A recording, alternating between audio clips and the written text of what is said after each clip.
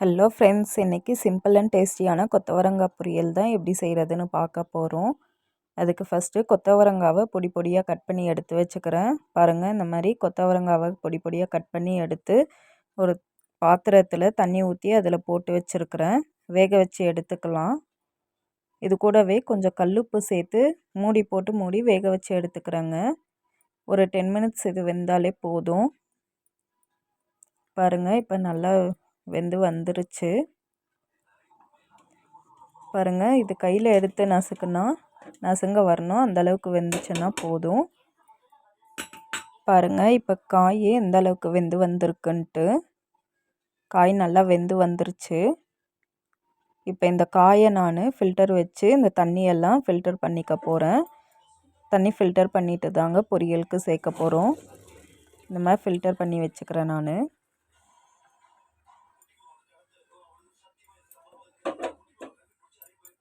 இப்போ இந்த பொரியலுக்கு ஒரு பொடி ரெடி பண்ணிக்கலாம். ஃபஸ்ட்டு ஒரு எம்டி பாத்திரம் வச்சு அதில் நிலக்கடலை சேர்த்துக்கிறேன்.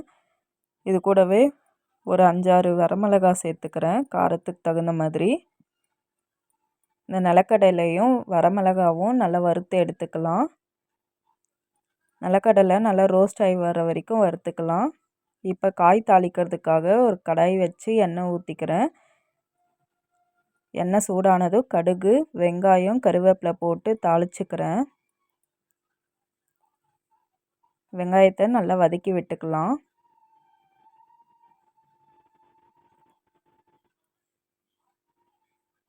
ஒரு பெரிய வெங்காயம் கட் பண்ணி சேர்த்துருக்குறேன். இது கூடவே ஒரு சின்ன தக்காளி கட் பண்ணி சேர்த்துக்கிறேன்.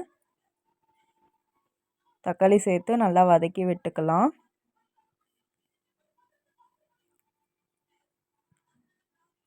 பாருங்கள், தக்காளி சேர்த்து நல்லா வதக்கி விட்டுக்கலாம். இப்போ இந்த வெங்காயம் தக்காளி கொஞ்சம் டேஸ்ட்டுக்காக இது கூடவே நான் கொஞ்சம் சால்ட்டு சேர்த்துக்கிறேன்.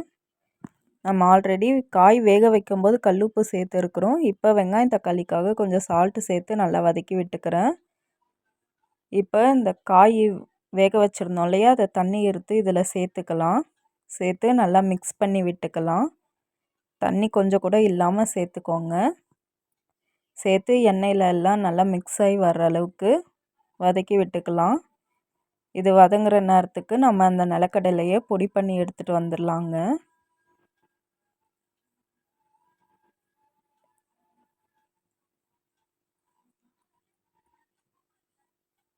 பாருங்கள், இப்போ நிலக்கடலையை நான் பொடி பண்ணி எடுத்துகிட்டு வந்திருக்கேன்.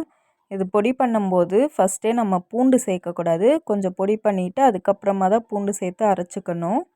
இப்போ இந்த காயெல்லாம் நல்லா வதங்கி வந்ததுக்கப்புறம் வெங்காயம் தக்காளியோடு மிக்ஸ் ஆகி வந்ததுக்கப்புறம் அந்த பொடியை சேர்த்து நம்ம நல்லா கிளறி விட்டுக்கலாம். பாருங்கள், இந்தளவுக்கு மிக்ஸ் ஆகி வந்திருக்குது. இப்போ நான் அந்த ஹலோ ஃப்ரெண்ட்ஸ், இன்றைக்கி சிம்பிள் அண்ட் டேஸ்டியான கொத்தவரங்காய் பொரியல் தான் எப்படி செய்கிறதுன்னு பார்க்க போகிறோம். அதுக்கு ஃபஸ்ட்டு கொத்தவரங்காவை பொடி பொடியாக கட் பண்ணி எடுத்து வச்சுக்கிறேன். பாருங்கள், இந்த மாதிரி கொத்தவரங்காவை பொடி பொடியாக கட் பண்ணி எடுத்து ஒரு பாத்திரத்தில் தண்ணி ஊற்றி அதில் போட்டு வச்சுருக்கிறேன். வேக வச்சு எடுத்துக்கலாம். இது கூடவே கொஞ்சம் கல்லுப்பு சேர்த்து மூடி வேக வச்சு எடுத்துக்கிறேங்க.